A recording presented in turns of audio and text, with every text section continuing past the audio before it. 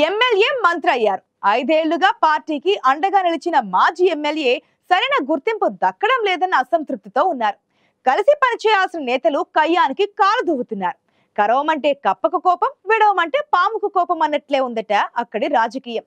Minister మాజీ MLA మధ్య political war వెనుక ఉన్న అసలు లోకుటేంటో తెలుసుకోవాలంటే నవరందుల కోట నంద్యాలకు వెళ్లాల్సిందే.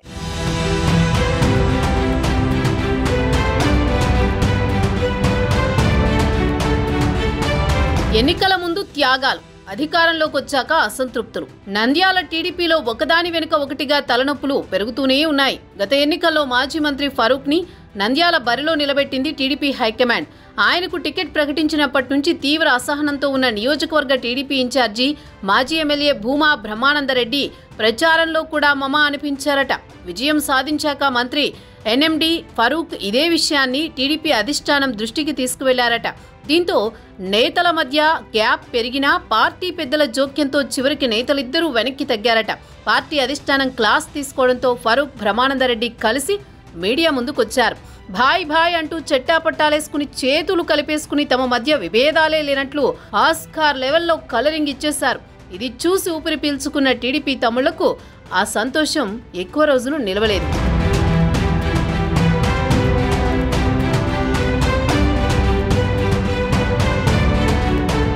ఎన్నికలు ముగిసి కూటమి ప్రభుత్వం అధికార పీఠం దక్కించుకుంది. నంద్యాల జిల్లా నుంచి మైనారిటీ కోటాలో మంత్రిగా ఫరూక్ బాధ్యతలు చేపట్టారు. వెంటనే తన వారసుడిగా కొడుకు ఫిరోజ్ ని కూడా తీసుకొచ్చారు. ఈ పరిణామాలతో అధిష్టానం జోక్యం తర్వాత కూడా నంద్యాల నేతల మధ్య విభేదాలు మాత్రం నివురుగప్పిన నిప్పుల అలాగే ఉన్నాయట.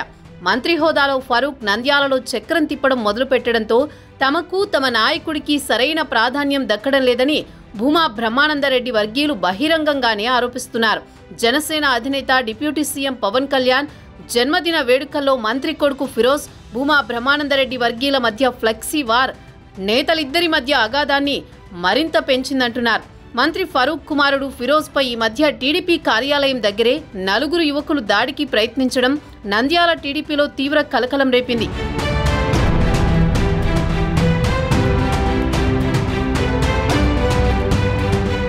మంత్రి కొడుకుపై దాడికి పాల్పడిన వారు గతంలో మాజీ ఎమ్మెల్యే అనుచరులని తెలియడంతో మంత్రివర్గీయులు అలర్ట్ అయ్యారు. తనకు ఎవరితోనూ విభేదాలు లేవని, అలాగని నంద్యాలలో రౌడీ రాజకీయం చేస్తామంటే చెల్లదంటూ ప్రత్యర్థి వర్గానికి స్వీట్ వార్నింగ్ ఇచ్చారు అమాత్యుడి వారసుడు. దీంతో నంద్యాలలో ఎప్పుడు ఏం జరుగుతుందోనని పార్టీ కార్యకర్తలతో పాటు ఇక్కడి రాజకీయాలను ఎప్పటినుంచో చూస్తున్న ప్రజలు భయాందోళన చెందుతున్నారు.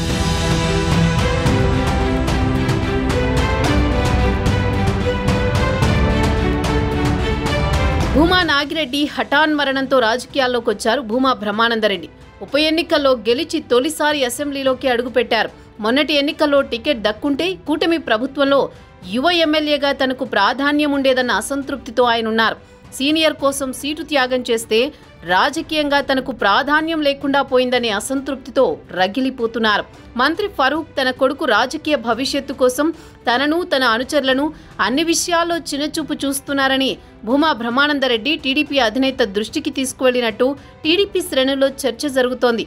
గల్లాలు పట్టుకోవడం లేదన్న మాటే గాని నంద్యాల గల్లీల్లో ఈ ఇద్దరి ఆధిపత్య పోరుపై పెద్ద చర్చ నడుస్తోంది.